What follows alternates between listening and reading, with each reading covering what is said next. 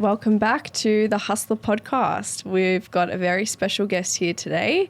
He's flown down to Melbourne for a couple of days to spend some time down at Hustler. We've got Aidan the Dietitian. Welcome. Hello, and thank you for having me. Very exciting. So we did some mentoring yesterday. We filmed a skit all about Rockaby, so you guys will have to wait to see that one.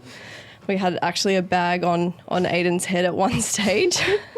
It's not what I expected when I came down here, but I'm here for it. A little bit different to your other content. Yeah. So, yeah. But no, we're excited to have a chat today. We are going to be talking all about Aidan's business, Ideal Nutrition. So, yeah, he's very, very successful dietitian in the fitness industry, and yeah, we're really keen to hear a little bit more about his story, and you know, he can also enlighten some education and kind of debunk some myths. So, yeah, keen. So, firstly, just want to really start to understand where it all started for you in terms of your passion and yeah, what got you into everything. Yeah, so every dietitian has a reason. I always get worried when somebody like doesn't have a reason because I'm like, you can't be that passionate, then can you? But my story is I was a very skinny kid growing up, and I just thought like getting jacked and tanned would solve all my problems. And don't we all? Yeah. And I started going to the gym, and at the time I was 67 kilos, and I cleaned up my diet and I lost 5 kilos straight away. And I was like, hang on, I thought like this is going to solve all my problems. I have unintentionally lost weight. Like, what am I doing? So I hopped onto Google and found forums like bodybuilding.com and stuff like that. And I was very fortunate that I got pointed in the direction of good nutrition information and training information very early.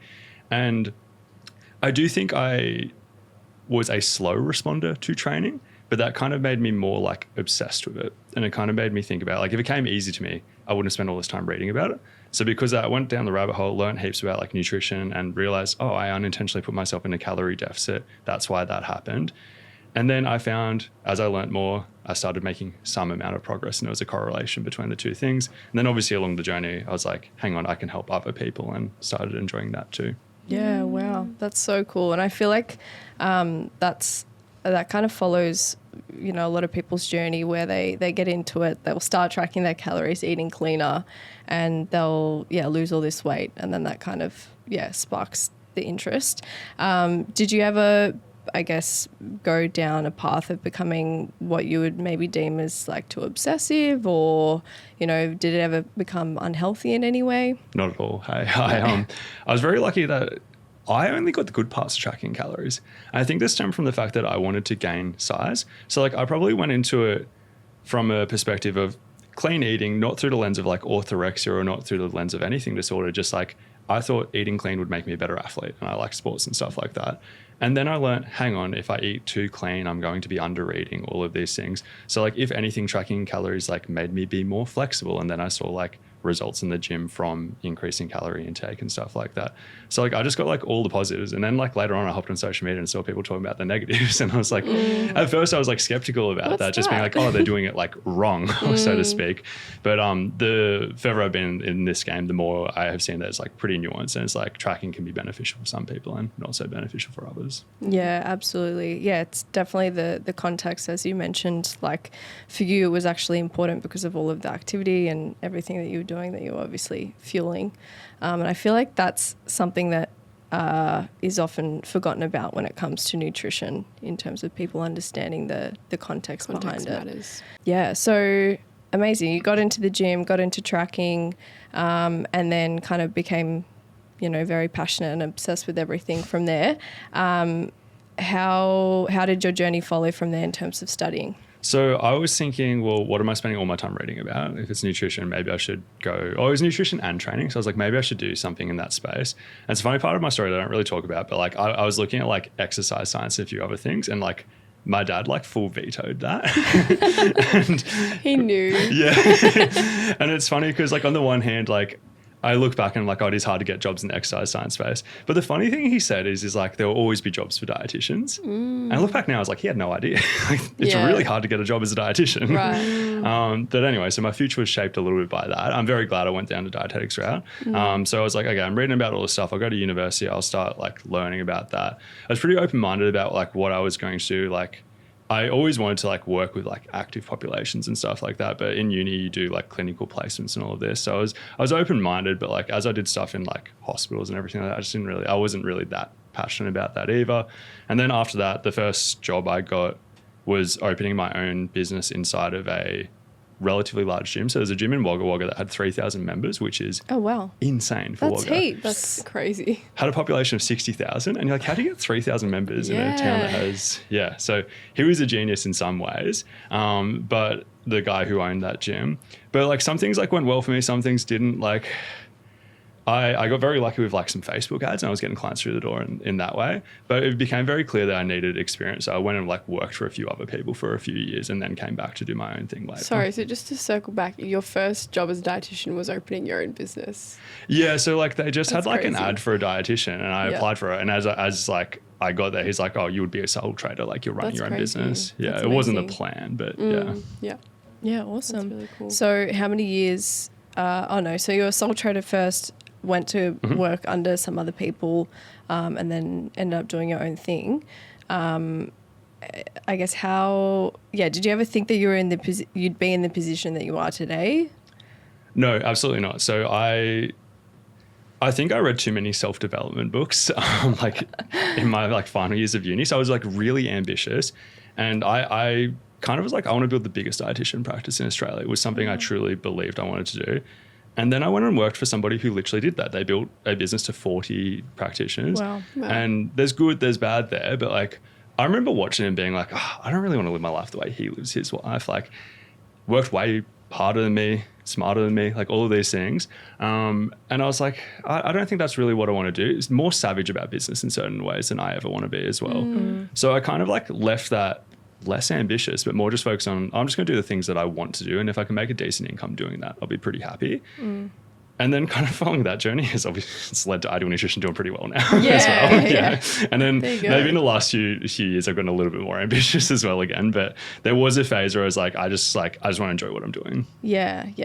That's awesome.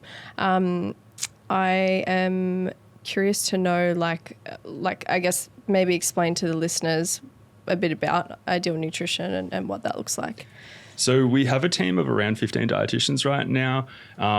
Everybody on the team is a combination, like they kind of do what I do. Like it's a combination of they see clients for like 60% of the week.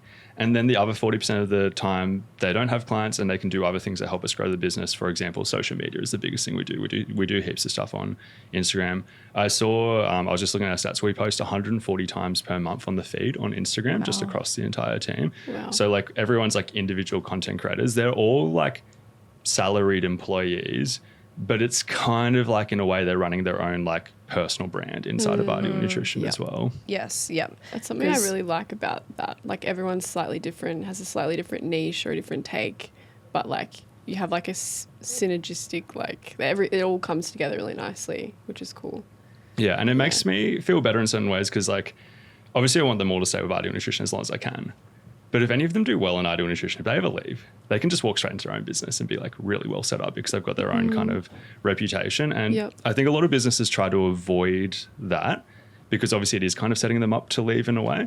But I think by me doing this, people have tended to stay longer because there's no reason to leave. Like say somebody's like looking at their life being like, I want to like buy a house and have kids and do all these things. And they're thinking that they do want to start a business at some stage.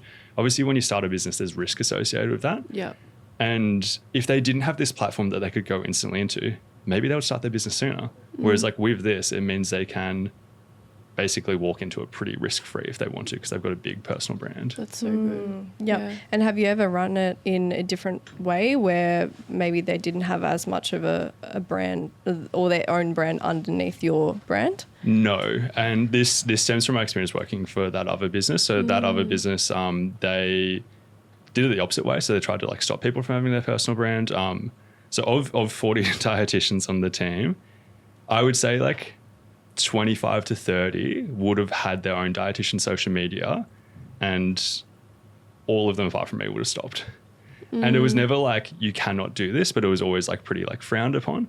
And I don't know how much I should share about this, but like my boss at the time would always be in my DMs, just like criticizing every post I'd make on social media. It's like, I think that's how we got people to stop posting. Yeah. So I was just like, I'm just going to do the opposite of that and just like support people with this. I love Yeah, that. that's awesome. Yeah.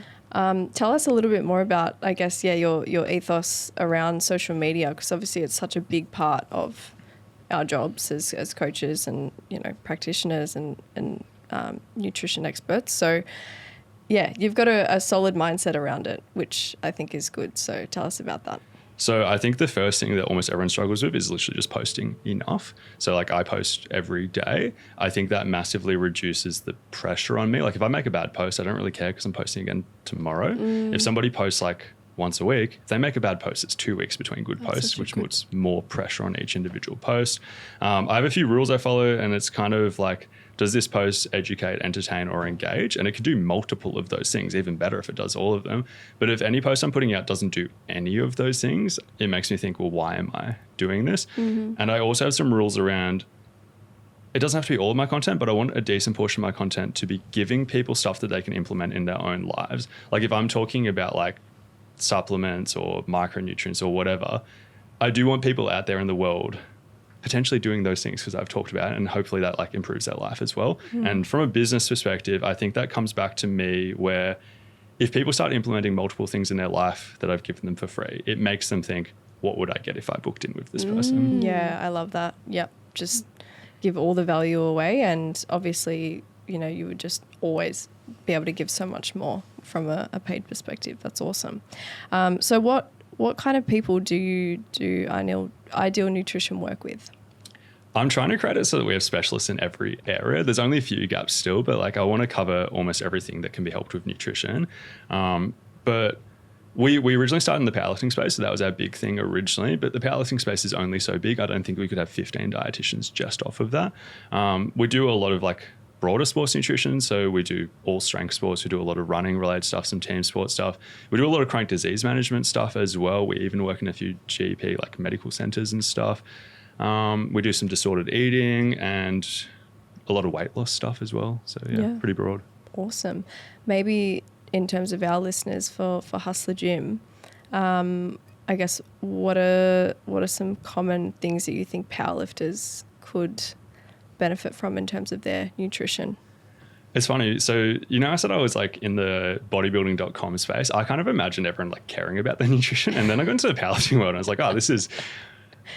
There are a lot of people who are in the powerlifting world partly because they're just into lifting heavy. It's not like due to like being super passionate about the nutrition side of things. If I was going to go through stuff individually, one, I think most people do as well, but eating enough protein, doing that super consistently, I think most people do that pretty well. But there are some people who don't and would just get way stronger if they just like did that. Two, a little bit more care around calories. Particularly, I think with it being a weight class sport, there are sometimes people do silly things that just wouldn't make sense in terms of particularly when they move up weight classes. Like sometimes people are like rushing to fill out a weight class. And I know we were speaking about this yesterday off air where we were talking about like muscle gain's a slow process. If you're in a large calorie surplus and gaining weight quickly, you're not gaining heaps of muscle. You're probably gaining heaps of body fat. And if you were to be going up a weight class, like you probably want to be doing that pretty slowly and just being okay with not filling out a weight class. I won't get too passionate about this, but I am also like more pro weight cuts than a lot of coaches and stuff like that are as well. So I make the point that's like, if you actually want to fill out a weight class, you don't want to just be at like the top end of that body weight. You actually want to be like multiple kilos above that. So like say somebody went from hypothetically, let's say like the 82.5 kilo weight class to like the 90 kilo weight class. They're not just trying to get to like 89.9 kilos. They're trying to get to like 94 kilos. And when you think about that, it's like you should just have like a very long journey up to that point and probably accept some time competing, not maximizing your weight class as well. Yeah. But yeah, it's a long journey of, I guess, optimizing your body composition in a way that facilitates better performance, right? More muscle moves more weight. And as you said, that's a slow process that takes a lot of time.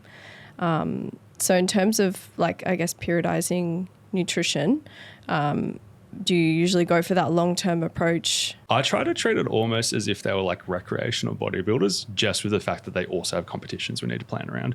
So like if I looked at a recreational bodybuilder, and the reason I say recreational is like, let's just take out the comp prep aspect. Most of them will spend the vast majority of the year in a very small surplus, or their body weight's trending up slowly over time. And then they'll have phases where they are in a deficit. I think with powerlifters, most people would benefit long-term from building more muscle, potentially losing more body fat as well at stages. And then the only difference is that we have comps that we have to compete in as well. So I will like plan around those, where most of the time I'll just be focusing on like what should we be doing to maximize our long-term progress. But if we have a random comp chucked in there and we could make a slight tweak to this to stay in a certain weight class or something like that, then I'll probably do that. Yeah, awesome. Cool. I want to go back to something more. So I'm curious, what self-development books are you reading? I don't know. It was like 4-hour work week and stuff like that. I read like Rich Dad, Poor Dad. Like, I don't know. I grew up in a pretty like low income household, and I kind of viewed at the time money just as like freedom to a certain degree. I kind of viewed it as something as like, okay, like if I have some amount of money, I'll be safe. I won't need to move back home, like all of these kind of things. And I read that book, Rich Dad, Poor Dad, which is funny because it's actually like semi-fictional. Like, anyway, but it was the first time I read about this whole thing of like financial independence in terms of like if you had more money coming in from like investments and stuff like that than you would have been making through working a 9-to-5 job, you theoretically wouldn't need to work, and you could just like live off of those investments if you wanted to. So that way it gives you another level of freedom in terms of if you want to work, you can work and just work on what you want to work on. So like that made me just start thinking about this stuff like way more than I was before that, which made me just think bigger with some of this stuff. Yeah, amazing. And are you still reading your self-development or business books, or how do you kind of like, how do you engage in further knowledge? Yeah, so I do a lot. Podcast is my biggest thing. So every time I'm driving, I'm like, listening to a podcast is the main thing. Instagram's like a little thing. Like I learn a lot from Instagram as well. Like a lot of people like talk about like doom scrolling and stuff like that. I think Instagram makes my life better. I agree. Okay. I like everyone says don't like go on your phone before bed. I like laugh so much on Instagram Reels. Like this is the best way to end my day. Like maybe it's not ideal blue light, whatever, but like it makes me happy. Yeah, and I've spoken about this with some people. Like some people have told me about how like they've like taken Instagram off their phone, it's made their life better or whatever. And like I have had phases where I'm like, okay, I'm just gonna have like minimal social media or whatever, or a limit. And I'm like, that didn't make my life better. Like that clearly didn't. Like even if it's like, and this is my own opinion, but even if it's like, because I do back-to-back clients, if I have like 2 minutes between clients and I like check Instagram for 2 minutes, that like relaxes me and gets me in the mood for like the next session. And are you always are you engaging in like brain rot stuff that makes you laugh, or stuff that's always going to make you better? Or I've done two complete opposite ends of the spectrum here. So on Instagram, I don't have a personal profile. So like Aidan the Dietitian is the only profile I have. And everything on there is intended to be like relatively professional. So it's got to benefit me in some way, whether it's more nutrition content. I do follow like powerlifters and runners on there, and maybe a tiny bit of business content on there as well. And then TikTok is just like whatever the algorithm wants to show me, I'll just follow it. And there's a lot of MBA content on there is like the main thing I see, but whatever, it just takes me wherever. Yeah. Wait, you were saying that you played basketball as well. Is that like just a hobby, or have you done it like? Yeah, my entire life. I don't know why, but I made a conscious decision not to speak about it on social media. But I think I'm better at basketball than I am at like running and powerlifting and all these other things. But I'm just like, I don't know. I just a little keep it secret separate. weapon. Yeah. How long have you been playing that for? Almost my entire life. Yeah. Wow. Yeah. That was the question that I had. Do you compare yourself to people? In certain ways, but like I don't think in a bad way. Like I don't like stress myself out about it. Like using social media as a great example, I look at other creators and I look at what I think they're doing better than me, and then I think, is there a way I can do any of the type of stuff that they're doing in a way that suits me and is authentic to me and everything like that? I look at like what is the gap between my content and their content, what can I learn from that? And like 90% of the time I'm like, I probably just don't want to do that, and that's fine, and they're better for whatever reason. But there is a few times I'll learn stuff just by doing that as well. So like I do have some comparison, but like I don't think it's a bad thing. But you use it to your advantage pretty much. Yeah. Love that so much. Yeah. Because I feel like the people who do struggle with being on social media, I guess are comparing themselves they're highlighting the gap, but then, maybe struggle to implement it or whatever. Yeah, I think so. Yeah. What's worked well in building Ideal Nutrition, and maybe, what have been some lessons? So what's worked well, there's probably a few things. So one is getting clients through Instagram. It's funny, I've seen like a lot of dietitian business coaches say things like educational content is dead, and almost everything we post is educational content. And I think we get more clients through Instagram than any other dietitian business I'm aware of. So I'm like, well, posting educational content for free has been really helpful for us. We don't even really talk about our service that often, but just like doing that often leads to people like looking, what do you offer? Other stuff, and the biggest thing I think that's helped us was staff retention. So like we had like a streak for 6 years where only one person left. So I hired more than 10 people and only one person left during that time. And that had a huge carryover of like every time like a dietitian leaves, like a lot of their clients will leave and follow and stuff like that. So we avoided a lot of that. I think it was just like a more enjoyable workplace to work in. And because we're doing all this emphasis on like brand building and stuff like that, if people stay for ages, their brand kind of compounds over time. Like if we put all this effort into people's Instagram, the first like 6 to 12 months, almost nothing comes from it. But then if they stay with us for more than 2 years, they're basically self-generating all of their clients. Yep. And the big picture vision for that was, how can I make this so that's not reliant on me? Like, how can I make it so that if I kind of just like disappeared, the business keeps growing? And I think that that's something that we're pretty well onto, which is a good thing. Yep. Lessons. There's been a lot. I did swing the pendulum very hard to like not being like a savage business owner. I even said some dumb things. Like I said some things like, I'm not going to let anyone go unless it's like really, really extreme and stuff like that. I've probably changed my position a little bit on that. Yep. I had a really unfortunate accounting experience. Like I don't think this is a lesson, because I don't want to be like, oh, you should always have a good accountant. But like, I was a sole trader until we had more than 10 staff. And I look back and I'm like, I wish somebody just sat me down and told me, you're an idiot. Wait, did you have an accountant? I did. And this is part of the unfortunate accounting experience. Multiple people did like subtly tell me, they're like, oh, you probably should change this. And there is reasons why I did what I did. One of the reasons why I did what I did was because I was buying a house and I was like just a little bit short of the amount of money that I needed. And if I like switched to a company at that time, it would have been like restarting things. I wouldn't have been able to get a loan. So I was like, I'm just going to hang on a bit longer. And I was aware of like some tax implications. And I don't know, there's a few things I was looking at, but no one ever like really told me the importance, sat you down. Like, yeah. I'm just like, I wish somebody just did that. Yeah. I don't know. And the accountant I had at the time basically was somebody who like didn't really communicate with me. Like he would respond to every email in like 2 seconds, but he would like not answer like half of my questions. Yep. And then I don't know how much I want to chuck him under the rug, but like after the switch, there was quite a few things that went wrong and quite a few things that I had questions about. I was using AI and like asking the questions myself to AI, and it would say one thing, and then I would ask him the questions and he would give a different answer. And there was a few times that he gave me answers that weren't right, but were slightly in my favor. So one of the examples was there was like one massive bad statement, like we're talking over $50,000, that like AI was telling me you need to pay that through your sole trader account. And my accountant basically like just pretended it didn't exist anymore. And I was like, we'll use my registered tax agent and it is 50 grand. Like if I don't have to pay it, then yeah.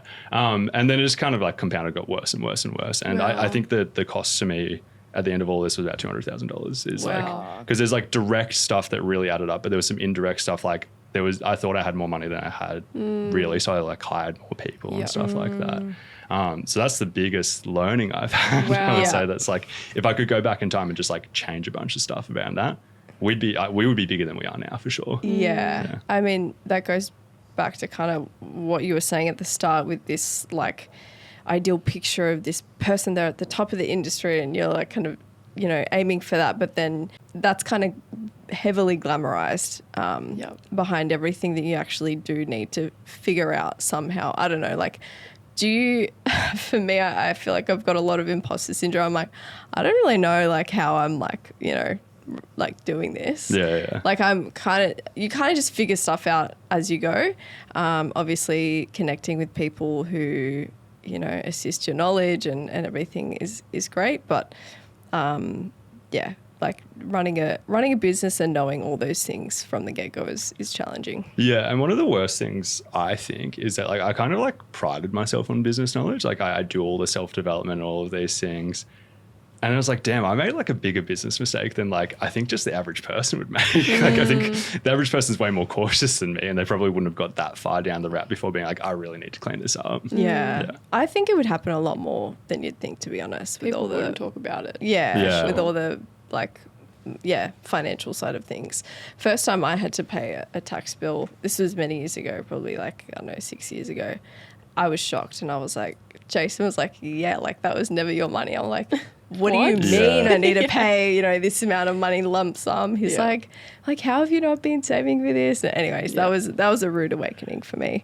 Yeah, and I think I'll add on that, like the slippery slope thing got me, where it's like there was something like that happened early with this accountant where like I thought I had to pay a certain amount of money, and then the amount of money that he said I needed to pay was a bit different. And I was like, well, he's the registered tax agent, I'm just going to trust him. Yeah. And then the differences just kept happening. I was like, I'm going to fully put all my trust into this person. Wow. Yeah. And so you've got a good accountant now. Yeah. And like, it's been a very costly experiment. Like he's like so by the book, which means we've cleared everything up. It's been a big journey. Yeah. At least you won't have any more surprise expenses coming up now. Yeah. It's way better. Yeah. Love it. So aside from Ideal Nutrition, is there anything else that you do? So we've got Ideal DEXA Clinic, which is much easier than a dietitian business, I'd say. So like I spend like an hour a week on this, but DEXA scanners are obviously used for body composition scanning, but also bone mineral density. So the best thing for testing bone mineral density. And we started just on the north side of Brisbane. We now have a south side of Brisbane one, and we have a Gold Coast one that's opening very soon, hopefully. And we'll see how far we take that. But it's so much easier to run that. Like even just managing dietitians, they all have their own like personalities and stuff like that. Whereas, and I was talking about the staff retention thing, how much this kind of matters in the dietitian industry. Because like if they leave, all their clients probably leave. With the DEXA, like if a staff member leaves, nothing changes. Like, The DEXA doesn't have a personality. Yeah.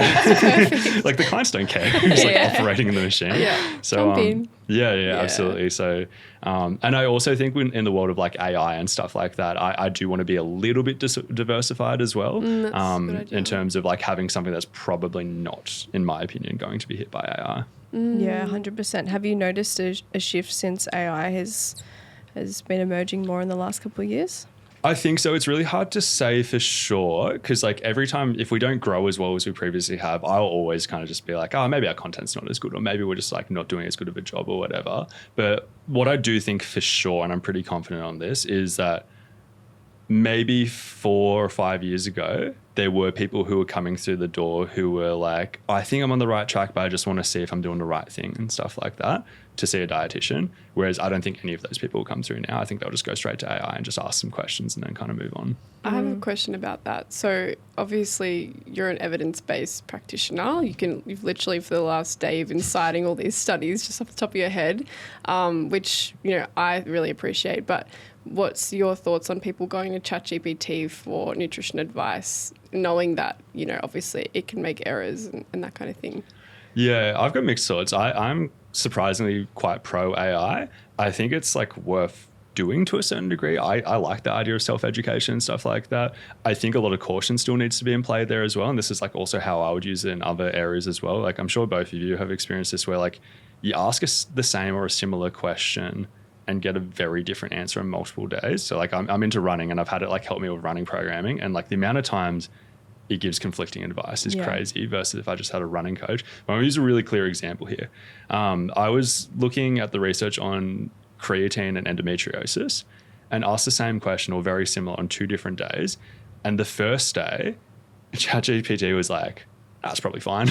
No concerns. Like all the research is just like on like, there's like 2 like non-human studies on creatine and endo that looked pretty like bad mechanistically and caused issues, but like we had nothing on humans, so no reason to believe it. And then the next time I asked, it's like, absolutely not. Like you should avoid creatine if you have endo. And I'm like, that's really interesting. That would be so conflicting for someone who doesn't have, any prior knowledge. Yeah. Well, yeah, my ChatGPT said gave me that study of the DHT with Yeah. the Preaching, hair loss. causing And I'm hair like, loss. see? And then when I was talking to Marcus about it, he's like, no, like, trust me, like, you're fine. Yeah. But yeah, it's interesting. We obviously do use AI, like, you know, a fair bit. Do you use that to assist you in, you know, looking through research as well? I do. I have a little rule for myself that I prefer to use it last, not first. So like I try to like read stuff myself, form my own opinions, do all these things. And then I like to use it to see if I've missed anything. Like I'll ask it like, are there any relevant studies on this and stuff like that? And see if I've missed anything obvious is how I try to use it. Because I find if I do it the other way, me personally, I tend to be lazier about it because it's almost like it's given all the answers. I'm like, well, now there's no need for me to spend all this time. But I personally won't learn as much if I do it that way. And I tend to like remember stuff if I do it the other way around. Yeah. And I guess what you've obviously built the skills to be able to break down evidence and read it and understand all the limitations, which I guess ChatGPT fails to do that a lot of the time. Yeah, which obviously helps give that the correct nutrition advice. I think in general, though, people also, if you don't have an understanding of, you know, learning to read research, like it can be very misleading. And that's why we see, I think, so many people, we were talking about this earlier, like influencers or coaches, like citing certain studies or just even cherry picking information, maybe because they might not even understand how to debunk it. But I think, like, do you think that's a skill that more people need to have or understand? I don't know. I think it's a useful skill. It's just hard to say. Yeah, if people, I don't know, there's only so many things you can be really good at. And Yeah. it's very easy to be like, yeah, everyone needs this skill. But Yeah. you can only be so good at so many things. True. Is that something that you mentor your dietitians? Yeah, absolutely. Yeah, it's a Yeah. huge thing. And like, I think, because almost everyone I mentor in the dietitian space also wants to do social media. And I'm like, well, that's obviously a huge skill that allows you to stand out on social media. I think a lot of people do very surface level content in the nutrition space, particularly dietitians. Like heaps of people, like I'm going to overgeneralize, but like a lot of dietitians will be like, carbs are good for performance. And I'm like, even just going one layer deeper will take you really far. And having a good interpretation of the research and putting that into like clear practical strategies is super helpful. Yeah. Yep. Yeah. I'd love to go into some of the, I guess, like hot topics at the moment. Some of them we were discussing yesterday and going into some pretty good detail with. So what do you want to start with? Okay, I think probably like a big one at the moment is GLP-1s, which we were chatting about yesterday. But I guess your take on them, kind of limitations, and maybe your like top sort of recommendations for someone who maybe is on a GLP-1 medication.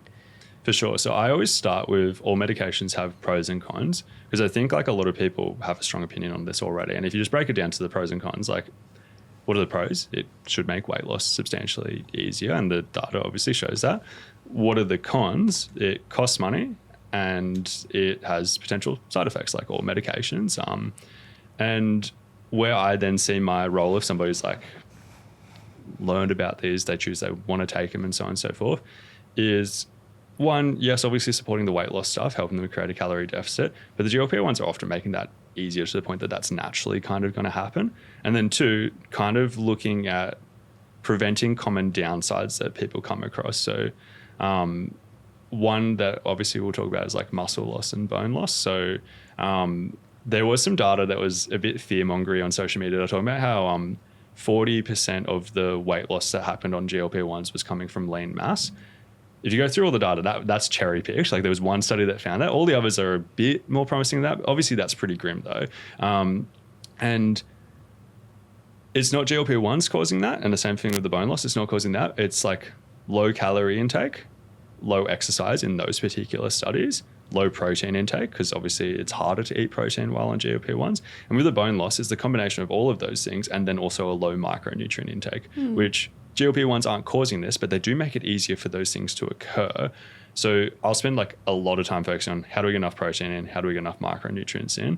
And then the other one is gut issues are super common as well. So then I'll be focusing on how do we improve gut issues, like being very clear on like some like practical things I often recommend. And I don't recommend these until I see any issues arising, but I'm looking for them. And when they do, I'll often recommend high fiber intake, but specifically like psyllium husk is the first thing I'm going to go with. Kiwi fruit has really good evidence for this as well. And then maybe like linseed or chia seeds and stuff like that. And one of the more painful things for me as a dietitian is if you look at why people stop GLP-1s, the two most common reasons are one, finances. I have no influence in that, can't do anything there. But the second one is gut issues. And I always look at being like, well, we could potentially address the gut issues with some of this stuff first. And it's always a bit of a shame if I see somebody running into those issues and nothing is kind of done about that before that happens. Do you think that they're getting into the hands of the wrong people? And do you think that practitioners prescribing them should be doing some more pre-screening? I do think so. So one of the things that helps me seem almost a bit pro GLP-1s is the type of people I'm seeing are usually like the best people for this. Like they are people who are obviously they're looking to see a dietitian. I'm also not the cheapest dietitian. So like they're quite motivated and they're in almost all cases, they're exercising, they're trying to take active steps with their nutrition. And I've spoken to a few other dietitians who are working in medical centers where they're bulk billing, and they've kind of made a point that like it in some places it seems like doctors are just like handing it out with like no screening, nothing like that. You could say there's potential risk of eating disorders going on. You could say that there are people who are getting it without any intentions of changing their diet and stuff like that. I don't personally see that very often, but I do think that that is a real thing. And then I obviously think the exercise component is huge. I think it's like, I don't want to say it should be mandatory to be exercising when you're on GLP-1s, but it's hugely important as well. Do you think with such a heavy reduction in appetite and then therefore calories, you've seen a very significant loss of energy, and then that can also impact their ability to train and have the motivation to train?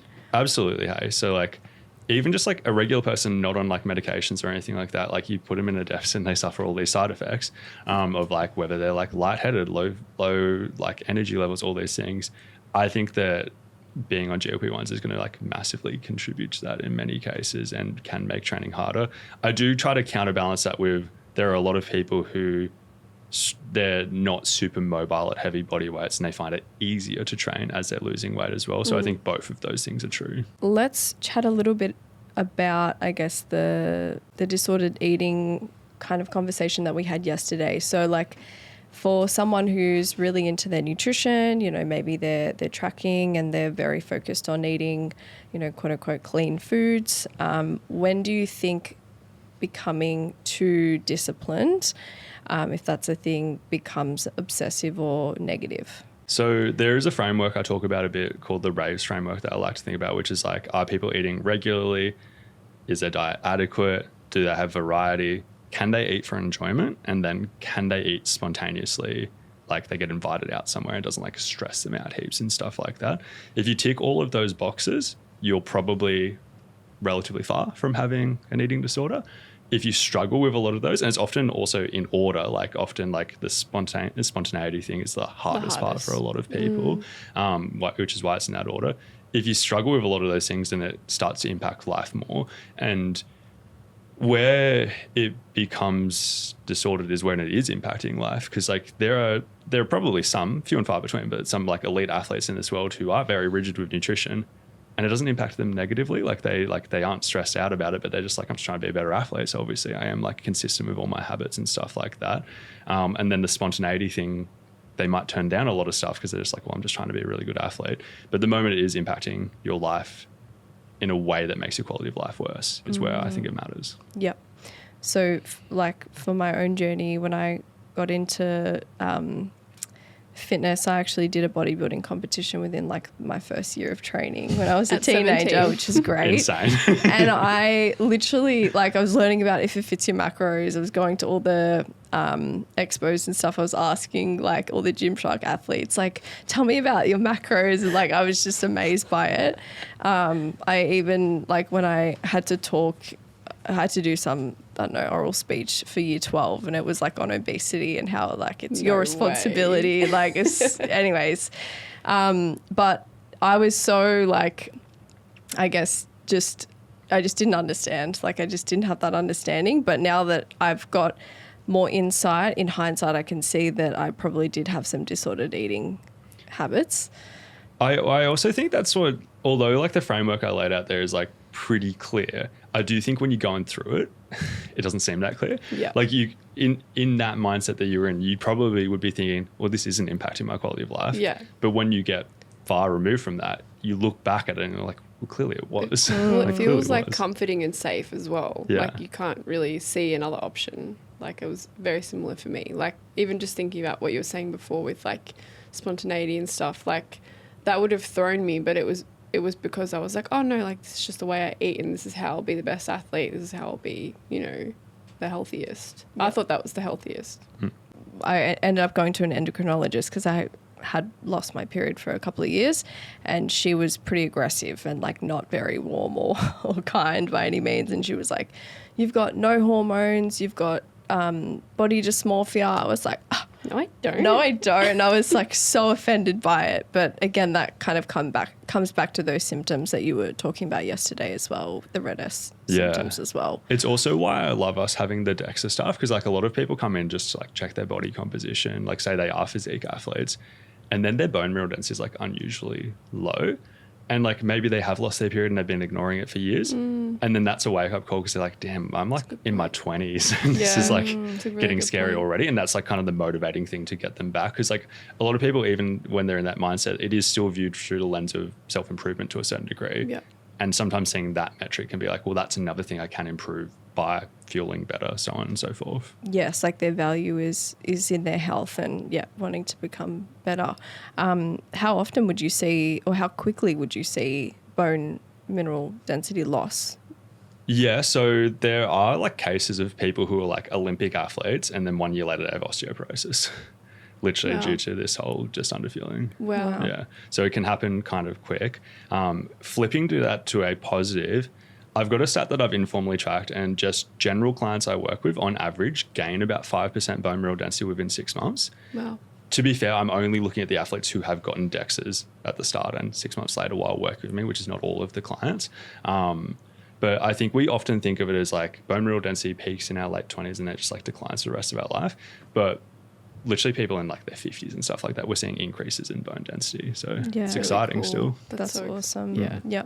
And how often do you also work, I guess, within a team, you know, referring your clients out to exercise scientists or trainers? Yeah, it's funny because like obviously I love to network with as many people as I can. And obviously everyone's in it for themselves to a certain degree. So like I'm networking because I want to, but I'm like, well, I want clients. And then they're networking because they want to, but also like they want clients. And I'm so upfront with almost everyone that I actually can't refer out anywhere near as much as you think, because dietitians are never really the first people go to. Yeah. Almost every single person I work with already sees a physio and they've probably got a coach for something. Yeah. It's almost like I'm always like the third thing. Yeah. Probably the most common thing I refer out to is a psychologist. And even then, a lot of people are already seeing a psychologist, but like often I'll be referring somebody who maybe has already seen a psychologist in the past, but they're just not seeing someone right now. Yep. But like if somebody gets an injury, I always ask, you seen a physio? And like 95% of the time they are. So I get excited when they aren't, because like finally I can like do a Use my favor. referrals. Yeah. I can finally help this person. Yeah. yeah. That's so funny. So yeah, you're usually the last kind of pick. Yeah, absolutely. Gut health. Maybe let's talk about some of the testing that people commonly get, whether it's through a naturopath or a doctor. So we'll talk about some of the stuff I was speaking about yesterday. So we're going to start off with, this isn't gut health specific, but we'll start off with IgG testing. So this is the most common test that naturopaths do, and it is a blood test and it looks like very legitimate. If you Google, is IgG testing legit, which we did yesterday, it instantly comes up, no, here are all the major organizations that believe this is not accurate. And the annoying thing about it is largely a test of exposure, not intolerance. So it basically will almost always come back with a list of foods that people commonly eat. And often people get this like long list of foods that they do commonly eat, and then they believe that they can't eat that.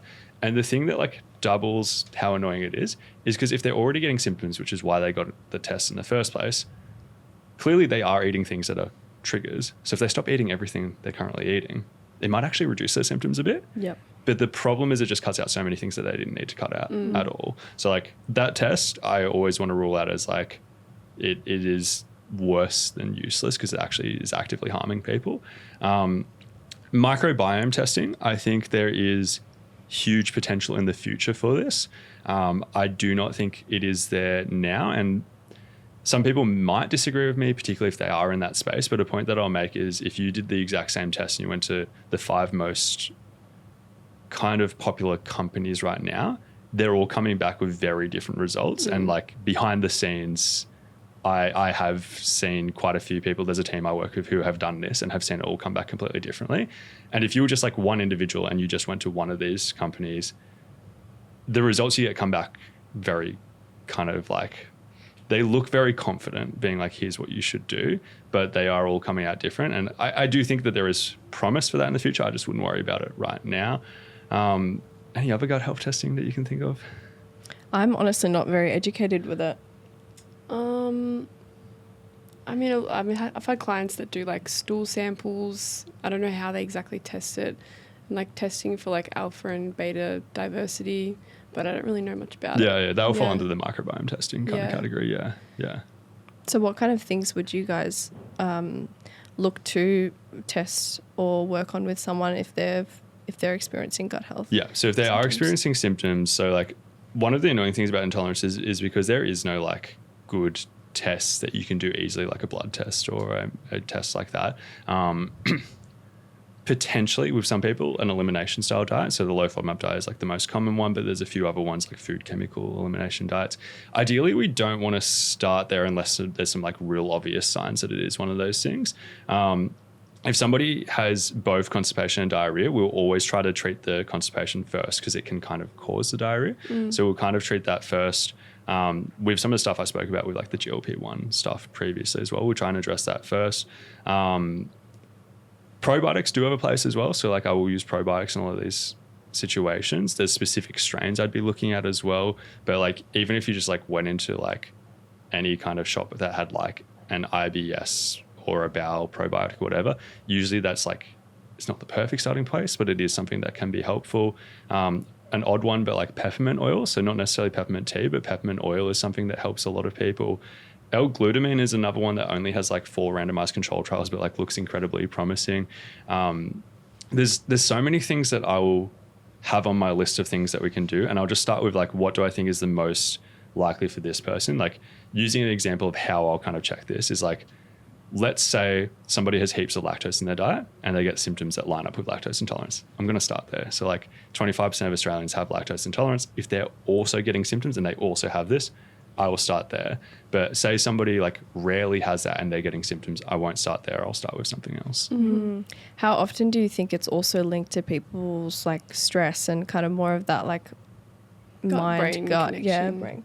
Yeah, it's huge. And I try to view all of this as percentages. Like sometimes people are like, it's only stress or it's only this. And like, I think they're all just like combining to reach a threshold, basically. There are a few things that point to stress being a huge factor. So one is there's gut-directed hypnotherapy, which has like a decent success rate, like more than 50% of people improve.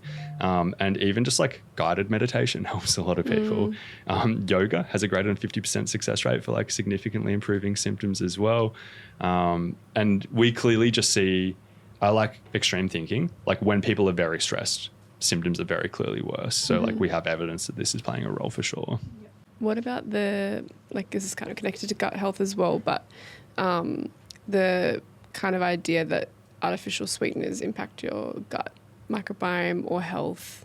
Like we know that sometimes they can cause symptoms, but what are your thoughts on that?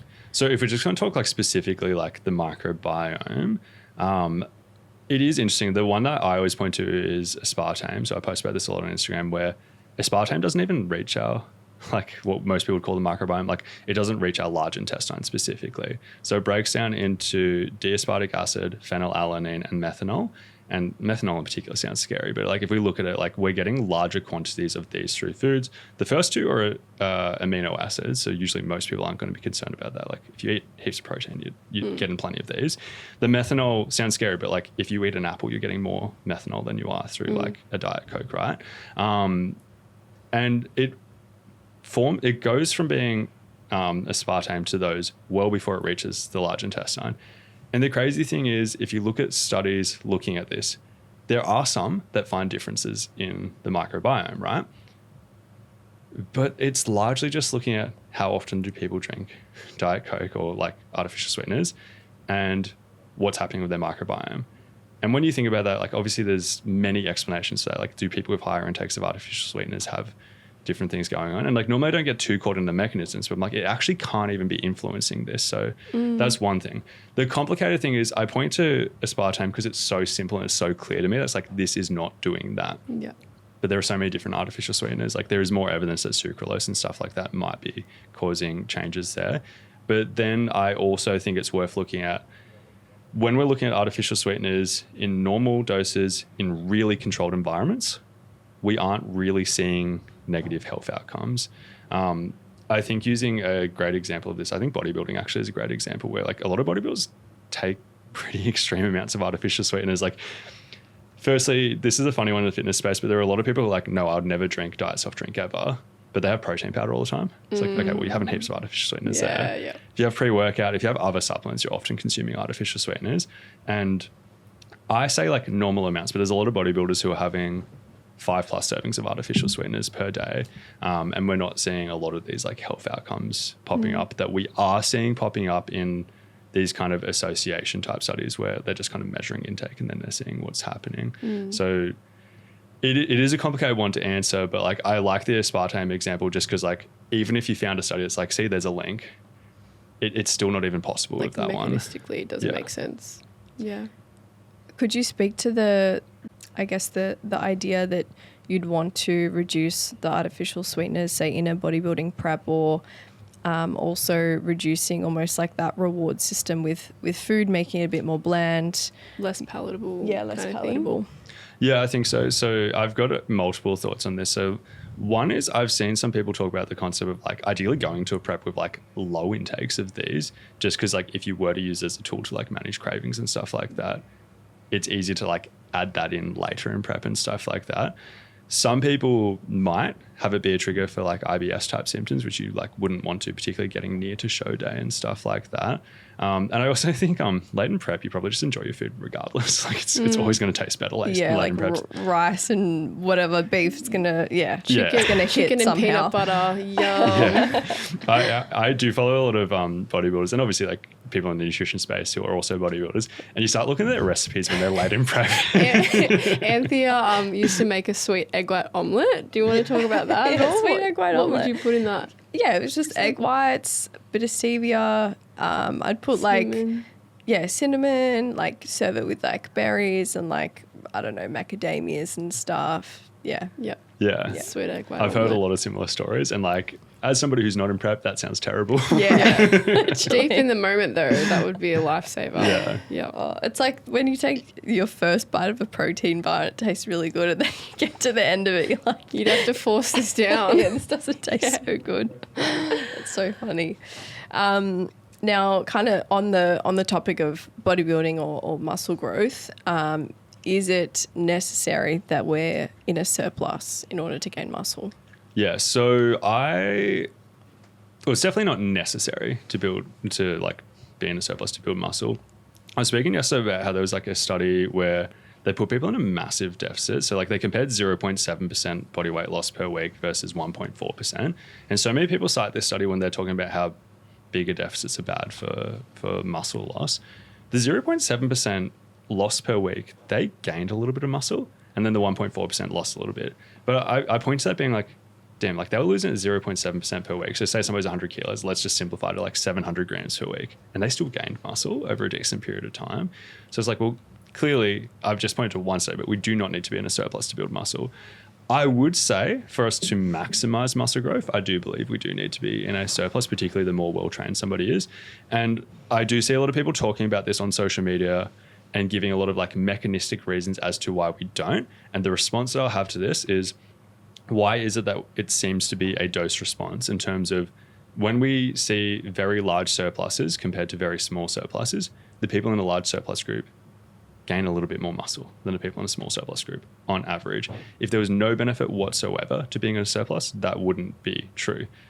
Do I think it's a terrible idea to do a large surplus? Yes. Absolutely. Like it's just so clear that we can only build muscle slowly, And if you're in a big surplus and you're gaining body weight quickly, therefore what you're gaining is not muscle. You must be gaining body fat very quickly. So I think instead of focusing on the size of the surplus, I think just having the scale weight trend up very slowly over time is probably a good idea. Mm-hmm. And do you usually have a certain, 5 or 10% surplus that you focus on, or is it mainly the body weight increases and ratio? Definitely the body weight increases, because once the surplus gets as small as I'm probably looking at, one, it's really hard to track anyway, just to be like, how accurate is this?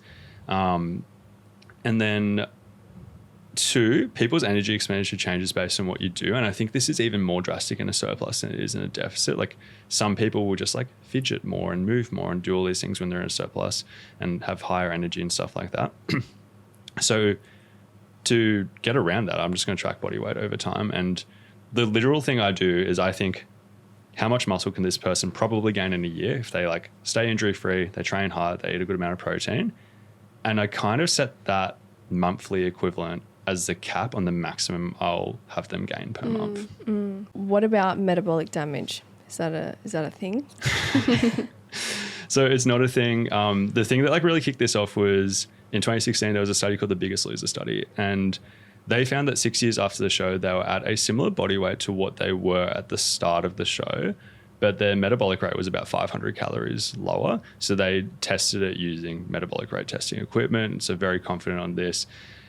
The thing is, that one study found this, and every other study that's been done has not found that, has kind of found the opposite. And it's that the body cares far more about what we've done recently than what we did way back in the day.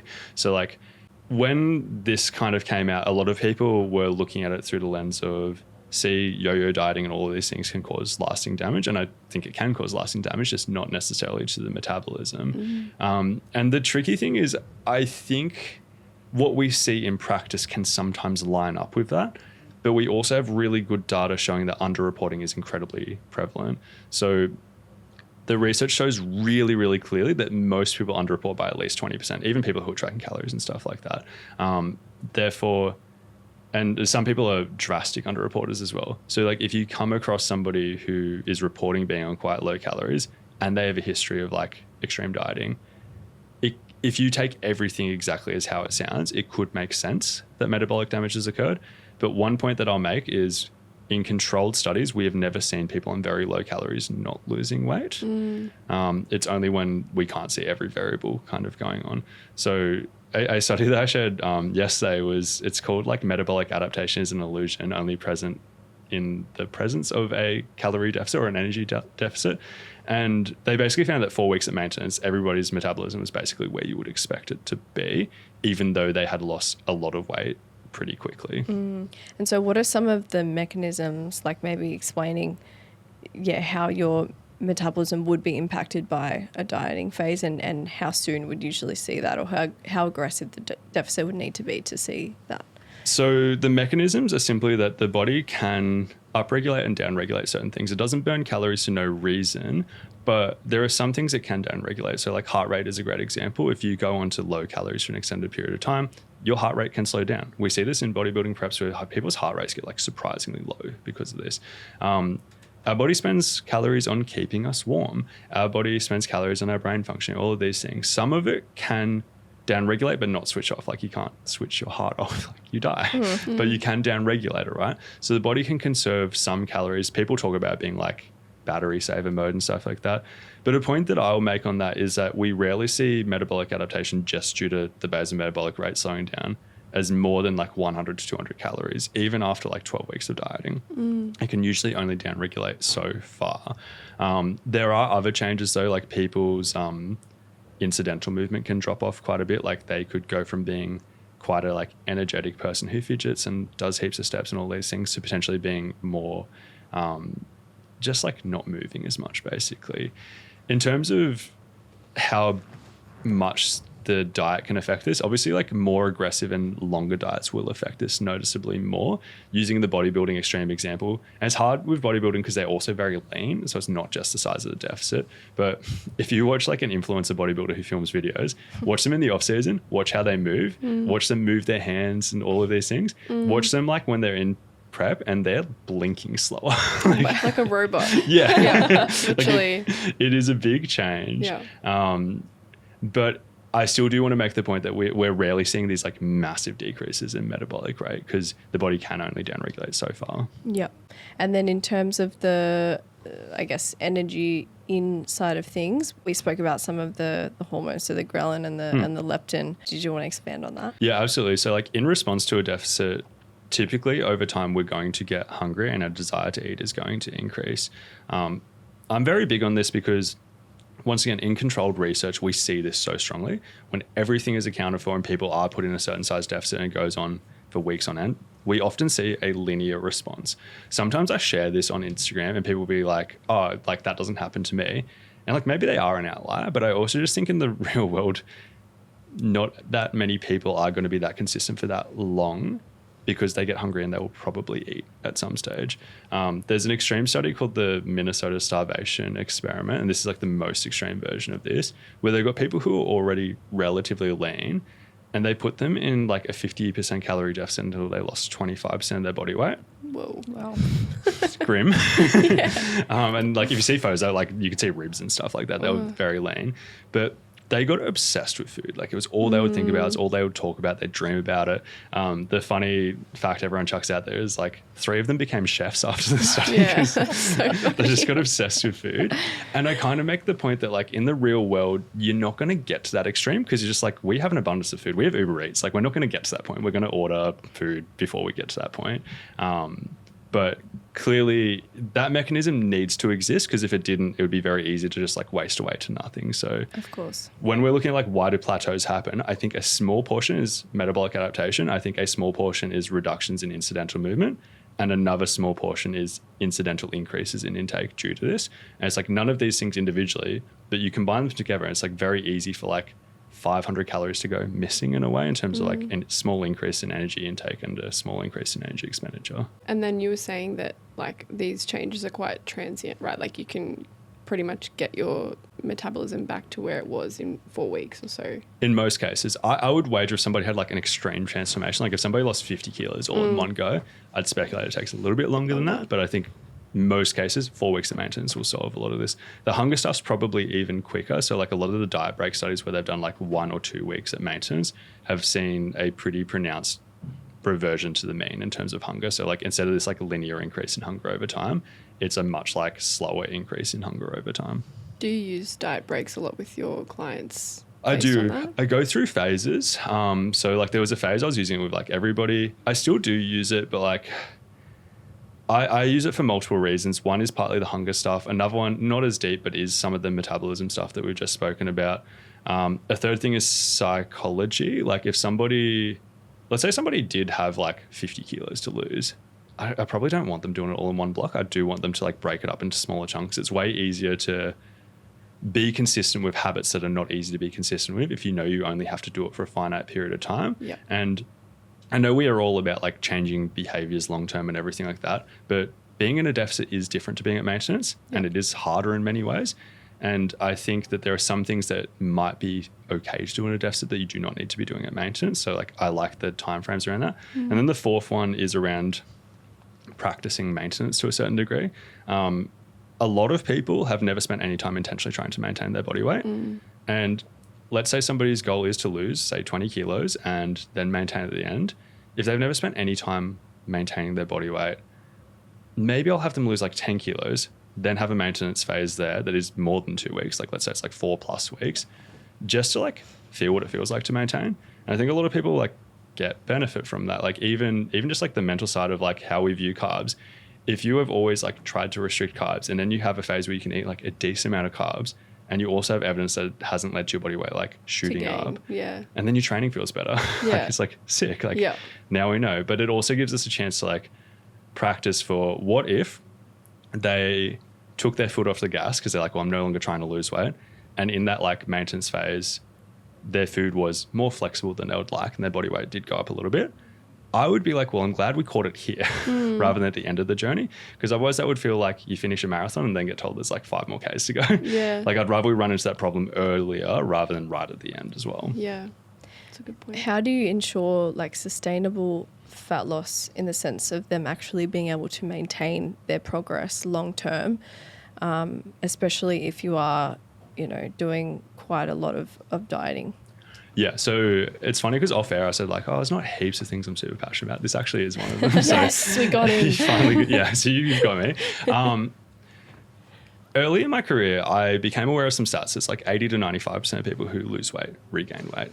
And I now have done this for 10 years and I recognized very early, hang on, if my stats are going to be that bad, like I want a different industry. Yeah, I'm going to do something different in my Yeah. life. Like I don't think I'm having a huge impact in the world, but I'm also like, I do want to be helping the person in front of me, right? Yeah. And if 80 to 95% of my clients were regaining weight, that's not what I want to do in my life.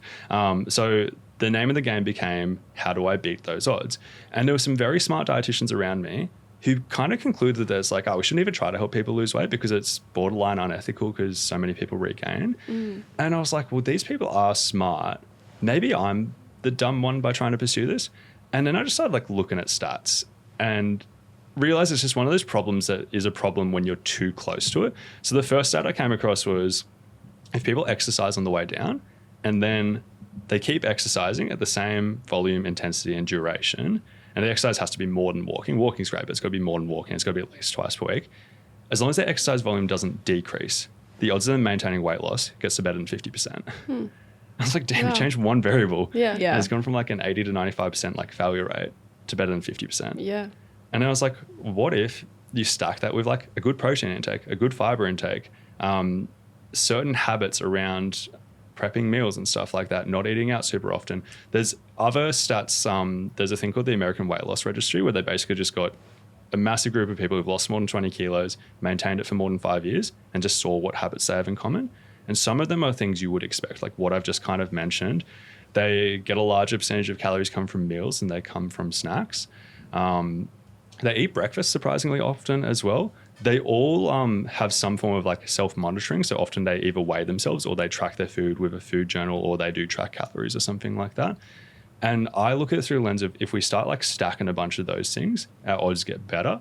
And then I also combine that with the whole intentionally trying to maintain weight.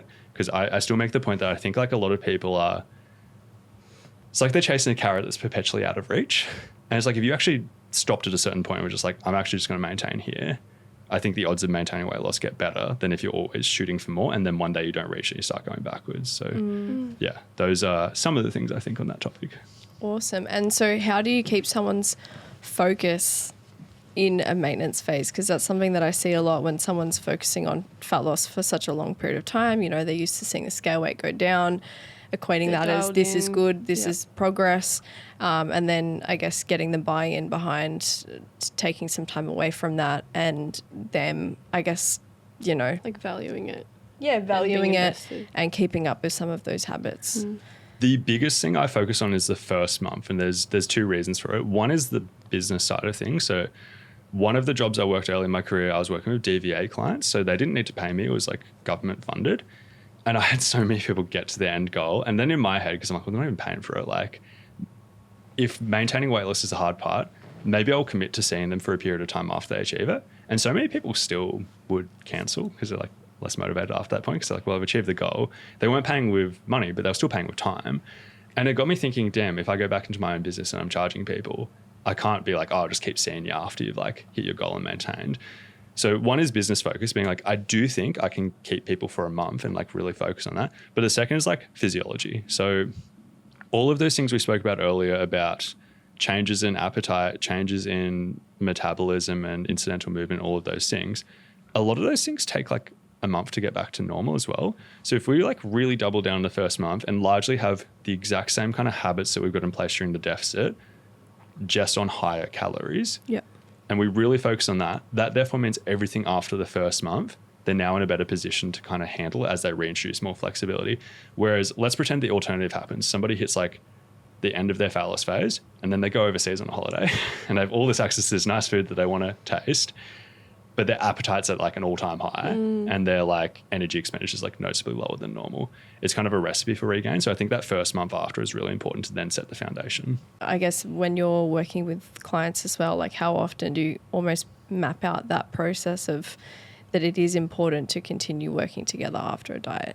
Yeah, so I'm like kind of like laying the seeds for that, like not right at the start, but as after we've got some runs on the board and they are seeing weight loss progress, I will talk about that, and I will do that kind of whole spiel about everything I spoke about, like why I'm passionate about this, why I do this and everything like that. And I think at that stage, after they've already started seeing progress, most people trust me a fair bit to be like, okay, I can see that the first month after is pretty important. Like, let's really do that 1 month. I don't think that is a big ask if we're committed to all the rest of the journey. Yeah. And how often would you see people maybe have a successful phase, drop off, and then come back? I don't see that very often. No. For me personally. Like, it does happen occasionally, but yeah.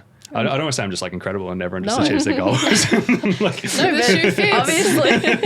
but I don't see it that often. No. No, that's a great thing. It's good that you don't see that. Yeah, that's good. What That's do you good. do if you do have a client that's like quote unquote plateauing, or they're not seeing progress, but they say they're doing everything to the T? What's the first kind of approach you take in that scenario? So I am very confident in this, partly because of my experience in that job where people were seeing me for free. Like, we were seeing people like 2 times per week for like 10 weeks, and then we dropped back from there. And there's some people who we'd get quite a few sessions in, and then they'd finally have a breakthrough.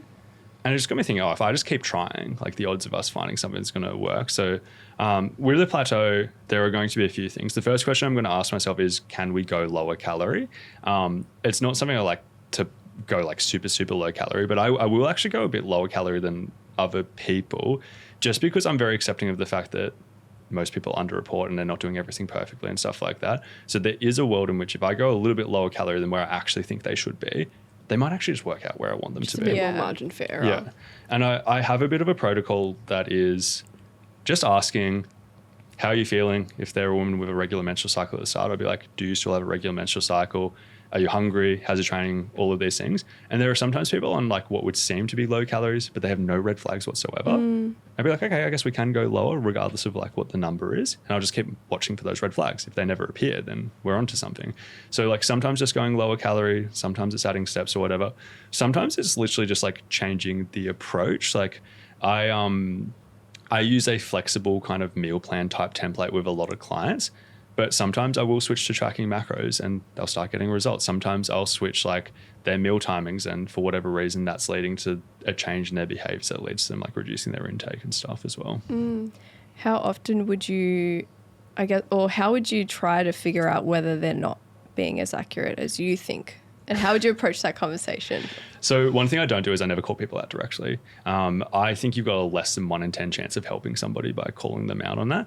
I still keep talking about like the calories in versus calories out stuff. And I talk about the red flags, things I spoke about as well, just to be like, we do know we need to create a calorie deficit. Something that always baffles me a little bit is I hear other practitioners say, I don't know what's going on here.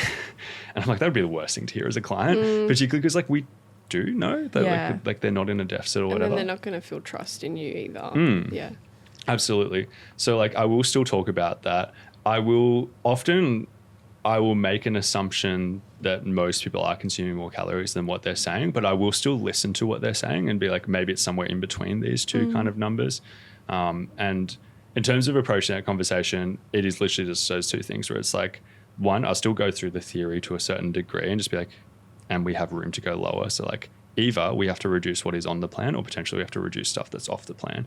And I like the wording of like reducing stuff that's off the plan, because it's not me being like, you're clearly off plan. Yeah. But it's also just kind of like me saying like, oh, basically everyone I work with has like some stuff off the plan. Some so maybe if we deviation. tighten that up a little bit, like that'll be helpful. Yeah, like So- it's normal. Yeah. Like, Yeah. yeah. Exactly No right. one's It's going not to be perfect. it's not calling them out. It's just being like, well, everybody has like Yes. something. Yeah. Yeah, like you're not in trouble. Yeah. It's okay. What about, I wanted to ask on that topic about a post you did recently of like, we hear this statement all the time, 1,200 calories is the needs of a toddler. Like, what are your thoughts on someone who might be more petite and just is on lower calories? Yeah. I think that whole like 1,200 calorie is the needs of a toddler is like, it's a really positive message for like 98% of people, right? 100%. And then it's like a harmful message for people who fit exactly what it described. Where it's like, let's say somebody is like 5 foot tall, they're like not overweight or anything like that, but they're in a position where they could potentially benefit from weight loss. They want to pursue it. They have no red flags or anything like that.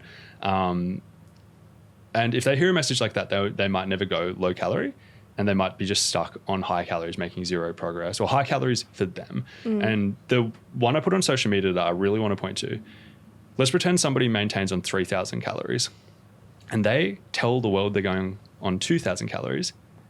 Nobody cares. Yeah. Nobody says like, anything. cool, mad. It's fine. So that's a 1,000 calorie deficit, and it is whatever percentage that comes out as. I'm not going to do maths on that. If somebody who maintained their body weight on 1,600 calories went on to 1,200 calories, everyone will blow up about that. And it's a smaller deficit in terms of the total amount. It's only 400 versus 1,000. But in terms of percentage, it's also a smaller percentage deficit as well.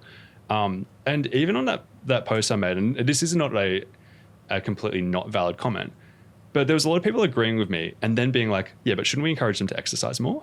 And I'm like, but you wouldn't hold the same standard to like a random Joe who's like maintaining on 3,000 calories. Like if they went to the gym 2 times per week or whatever, you wouldn't be like, well, shouldn't they exercise more rather than having 2,000 calories? Yeah. Why would we hold the smaller petite woman to like, oh, they should be doing different 12,000 steps a standard. day or something like Yeah. that? Yeah. That's Yeah. a good point. And what about the idea that you can increase your metabolism, or like everyone should be eating 2,500 calories as a female? Love that one. If only that was so simple. Yeah. So I always start with the research and just being like, well, we don't see any evidence in the research of people having like the ability to massively build up their calories noticeably. Like as we spoke about with like metabolic adaptation, it often only goes a few hundred calories in either direction. So one thing that I point to is when coaches are saying this, it's often in their interest to like make this kind of claim. I do think some might believe what they're saying, but I do think others it is a little bit of marketing. But the example I often use with this is if you look at individual case studies, they often use examples of clients who report being on very low calories at the start and then slowly building up to very high calories. And one thing we've spoken about is people often underreport. So I think the low calories at the start are typically underreported. They're not really accurate reflections. As they build up their calories over time, I think that 1, they're possibly still in a deficit at the start, so their body weight's going down a little bit. 2, their accuracy is improving in terms of what they're consuming. And then 3, I think at the end, when they're often reporting their highest calories, there's a combination of things going on. The first thing is I think that they are potentially in a small surplus at the time of reporting it, even if their body weight is what it was at the start. It's because they were in a deficit at the start. By the time they get back to what their body weight was, they're probably in a small surplus. 2, they are a little bit metabolically adapted in the other direction. And then 3, they've probably only been doing it for a very small period of time. And in some cases, they're doing quite a lot of activity on top of that as well. Expenditure's gone up. Yeah. And the big one I see is a lot of coaches reporting their own calories when they're like dead set doing like 15,000 steps per day and training 5 times per week as well. Yeah. For sure. And that's honestly a very similar journey that I've seen with a lot of clients, and they're like, how am I losing fat? And I almost try to like explain some of those mechanisms. Yeah. But I mean, it's great for them. They're eating more calories. They're happy. Loving their life. Yeah.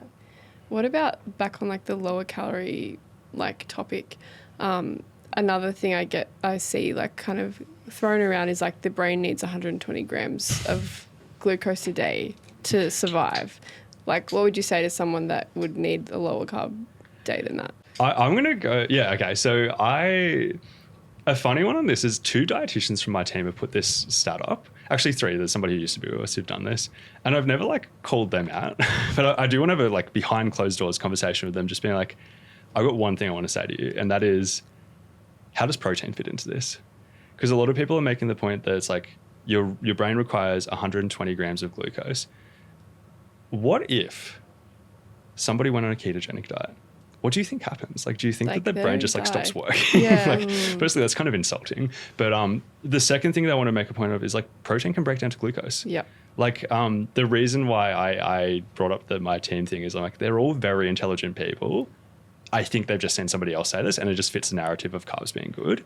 And I get that it's an empowering statement that they're trying to say, but I just think it can be slightly misleading for some people, or maybe disempowering for some people that think, well, you know, I need less than that. Yeah, absolutely. And it's another one that, like, even just the fact that it's exactly 120 grams lacks nuance, because it's like, is it the exact same for smaller people versus larger people, bigger brains versus smaller brains? Yeah, 100%. Well, look, I feel like we've had a solid discussion. I could keep going. I could go for forever. hours. Yeah. I feel like Aidan's brain has limitless capacity. Yep. But I think we'll wrap it up. But before we go, we're going to do a giveaway. So what did we decide on for the giveaway? So we decided that we'll give away 2 free consults to any dietitian on the Ideal Nutrition team, apart from me. Any other dietitian, I'm busy enough as it is. Anyone you want to... I saw his calendar. I can vouch. So any dietitian on our team, you can have 2 free consults if you win this competition. So that's an initial and then a follow-up? Yep, correct. One person gets 2, is that right? Yeah, and you would only book the initial and then the dietitian would book the follow-up. Yep. Beautiful. So in order to enter the giveaway, all you need to do is share the podcast on your story. On Instagram, you can share, the Spotify link, the YouTube, a snippet from any associated reels. Yeah, associated reels. Share that, tag both Aidan the dietitian, Ideal Nutrition, and Hustler Media as well. You'll need to screenshot that, send it to Hustler Media so we can count your entry. Not sure exactly when we'll draw it. We usually do it at the end of the next podcast. Very valuable win, by the way. Yes. Yeah. So, get around it.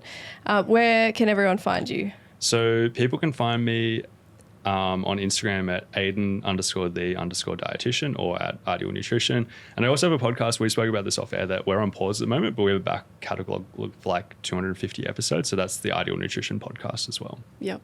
Amazing. Thank you so much for joining us. Thank you, Aidan. And Thanks for having me.